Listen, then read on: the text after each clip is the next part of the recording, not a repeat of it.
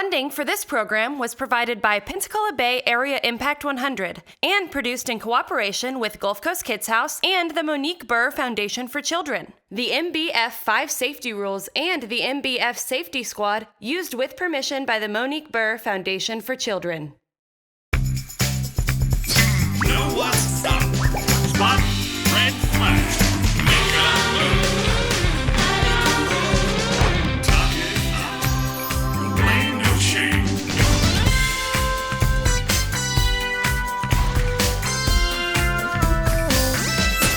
Hi again, I'm Till. And I'm Sierra. Remember last time we discussed the 5 safety rules? The 5 safety rules that you can use to help the grown-ups in your life keep you safe?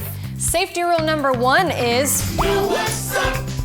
Know what's up? Spot, red flag. Spot, red flag. Make a move. Talk it up. Talk it up. Blame no shame. No blame, no shame. Well, we were thinking, how do we use those rules in everyday situations? You know, like when you're at home, at school, playing outside, or playing with your friends. So we invited someone very special to give us some ideas. Hey guys, Hi, Miss Paula. so nice to be here. So nice to have you. Miss Paula's with the Gulf Coast Kids House. I have the most important job in the world. It's my responsibility to keep children safe. And we go to the schools and teach 5 safety rules that keep children safe and healthy. Wait, safe from what? Oh, that's a good question. The children ask us that all the time. Let's go to the classroom and I'll show you the answer. We talked about those 5 safety rules. What are those safety rules going to keep us safe from? To answer that, you're going to have to learn a new word, and the new word is abuse. We say that abuse occurs when someone hurts a child on purpose, and they hurt their body, or they hurt them with words. Now, in your age, we talk about 4 types of abuse. The first type we call physical abuse, and that means that someone is hurting a child on purpose, hurting their body, and it has to leave a mark. The next type of abuse is emotional abuse. Emotional abuse occurs when someone says mean and hurtful things to a child, and they say them over and over and over again, and they might be threats, or they might be insults, or they might be put-downs, but they're said to make you feel bad about yourself. The third kind of abuse is neglect. There's certain things that parents have to give children, or guardians have to give children, to keep them healthy and safe. It's not about what you want, it's about what you need. And the fourth type of abuse we call child sexual abuse. You know about private body parts. Those are the parts of your body that are covered by either your swim trunks or a 2-piece bathing suit, both front and back. And we call those private body parts because whose business are they? Yours, and no one else's. And no one else should ever talk about them, touch them, look at them, take pictures of them, or show you pictures of them. And they should never ask you to do those things for them. We're also going to talk about safe and unsafe adults. What would you want as a characteristic of your safe adult? Take care of you.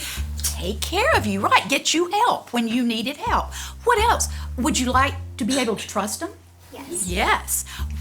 Would you like them to be easy to talk to? Yes. And if you're easy to talk to, that means that safe adult is doing what? A good what? Listener, right. And they believe you, don't they? And a safe adult also sticks to all of the 5 safety rules. And they help you stick to them too. Now, an unsafe adult might play a trick on you. And I don't mean a dog trick or a funny trick or a magic trick. I mean a trick that kind of makes you feel uncomfortable. Or they might force you to do something that maybe you don't feel like is safe to do. Or they might not follow any of the safety rules, and they might not want you to follow those safety rules too. Would you rather have a safe adult or an unsafe adult? Safe adult. Now, I want you to pick 2 people out of all the people you know, and I want you to make them your safe adult. Now, I want one safe adult to live in the house with you, and then I want the other safe adult to be at school. We're going to play spot red flags. And when we spot red flags, do you know what red flags are? Yes. What are red flags? Red flags are something that is like an unsafe adult would do. All right, it's like a warning signal that a situation or a person might not be safe, right? And so when we see a red flag, then we know that that situation might be unsafe. As I read you a story, I want you to decide if the story is safe or unsafe. Now, if it's safe, I want you to fold your hands in your lap. And if it's unsafe, I want you to wave that red flag like crazy so that you'll remember that that's not safe. And then after that, we're going to talk about how to use our safety rules to make that situation safe for us. You and your friend are playing on the playground, and the teacher teaches you in the beginning of the year that when you get to the bottom of the slide, you get off the slide, right? Because the next person's coming. Well, you get to the bottom of the slide, and you notice your shoe's untied. So you lean over to tie your shoe. And the person behind you that's waiting to come down that slide says, "Hey, I'm coming."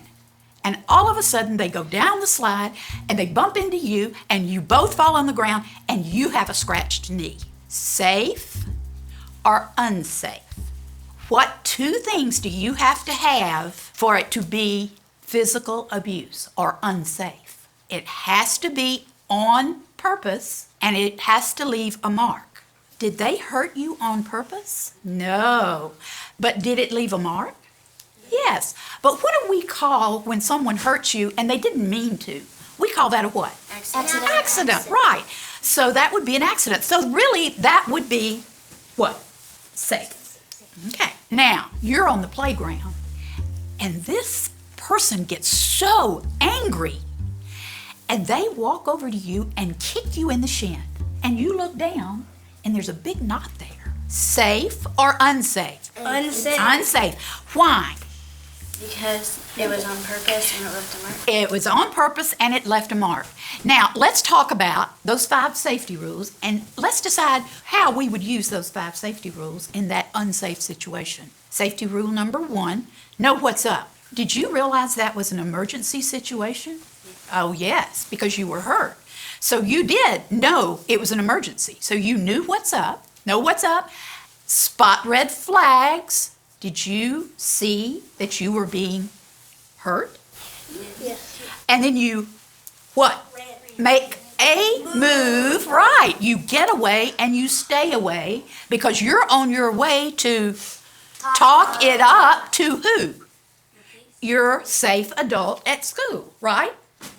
And last but not least, no blame, no shame. Is it your fault that that happened? No. And should you tell and talk it up? Yes, because are you tattling? No. Are you reporting that you need help? Right. And that's what we use our safety rules for. Next, we're going to talk about emotional abuse. Do you remember what that was when somebody says mean and hurtful things to you? Again and again and again. Well, Theo plays soccer at a soccer field just down the road from his house. And he plays with his teammates. And he goes over to practice one afternoon. And he's playing with his teammates and having a great time. And all of a sudden, he misses his goal and the ball goes out of bounds. And the coach gets very angry. And he yells at him and says, "Sit on the bench." And he makes Theo sit on the bench for the rest of the game practice. After everybody's getting ready after practice to leave, he tells Theo to go to the locker room because he wants to talk to him. Everybody leaves, and the coach and Theo are the only two in the locker room. The coach starts to yell in his face, "You're the worst soccer player I've ever had. Nobody should have to have you on their team. You're just lousy no matter how much you practice." And then the coach realizes that Theo's got tears in his eyes. Why? Because the coach is yelling at him. And he's gotten his feelings hurt, right? Then the coach stops yelling and he tells Theo, "This is our little secret. You don't tell anybody what happened here." between you and me. If you do, I'll tell all the other coaches and your teammates that I caught you stealing from one of your teammates' lockers and I had to kick you off the team. Is that safe or unsafe? Unsafe. Good. Very unsafe. There are really two red flags in that story. One, I bet you know. That he told him to keep it a secret? Yes, that is the most obvious. But you know, there is another red flag there too. Who's in that locker room? One adult and one child. Should there ever be one adult and one child alone anywhere in a room by themselves with nobody around? No, that's a red flag. Know what's up? Spot red flag. Spot red flag. You played along, didn't you? Yes, absolutely. I did it all. Well, you can stop now. This is safe. We're safe. Today, we learned about abuse and unsafe people. We also learned how to stay safe around strangers and how to find a safe stranger if you get lost. When you use the 5 safety rules, you help the grown-ups in your life keep you safe from abuse. And everyone deserves to be safe. Not just our bodies, but our feelings too. Alrighty, bye. Bye. Have a good See you one. next time.